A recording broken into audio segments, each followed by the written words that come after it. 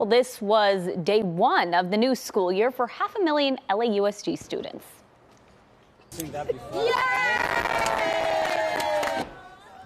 Superintendent Alberto Carvalho, the LA Rams mascot Rampage, and LA Rams cheerleaders were there this morning to greet students at Main Street Middle School in South LA. This year, the LAUSD is rolling out electric school buses, vegan and vegetarian lunch options, and a cell phone ban.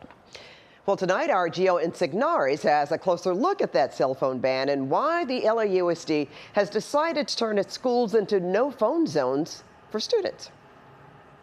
Earlier this June, the Los Angeles Unified School District's Board of Education voted 5-2 in favor of a cell phone ban on campus. So this semester is going to be one of implementation and how to best put this plan into action. I was definitely addicted in some manner to my cell phone. Neil Tucker is a senior at Reseda High School. He's one of more than 490,000 students across the district who will soon have to adjust to not having cell phone access during the school day, including at places like lunch and other breaks.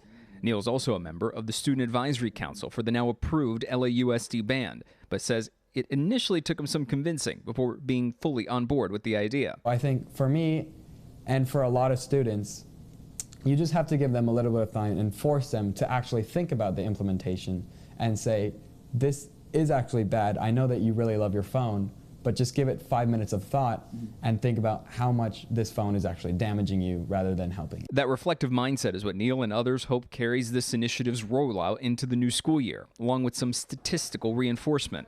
In the past resolution, it cites a 2016 Common Sense media study finding half of teens feel addicted to their phones. Additionally, in the U.S., 1/3 of public K-12 teachers say students being distracted by cell phones is a major problem in their classroom, according to 2024 numbers from the Pew Research Center. Focusing solely on high school teachers, that number goes up to 72%. It's details like these, along with personal anecdotes across the district, that prompted LAUSD school board member Nick Melvoin to spur this ban into action, crafting it with help from students like Neil. There are definitely positive elements of social media and of smartphone use, but for kids in particular, we need to be a little more watchful. Dr. Jacqueline Nisi, an assistant professor of psychiatry and human behavior at Brown University, echoes the idea that this is an obvious problem. We do have enough, both research and just common sense, to say, for example, that when a student has a phone with them and they're looking at it and they're scrolling through Instagram, they are not also paying attention to what's happening in the classroom. LAUSD has to figure out how to enforce this resolution, such as whether to store cell phones in specialized lockers for the day or otherwise keep them out of students' hands.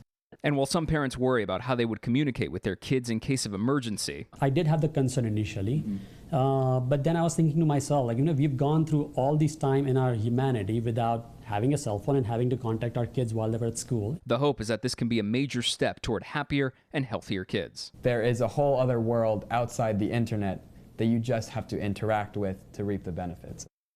As for other districts adopting a similar plan, a bill is making its way through the California legislature that would limit or ban students' cell phone uses in public schools statewide. In the studio, I'm Gio Insignares, KCAL News.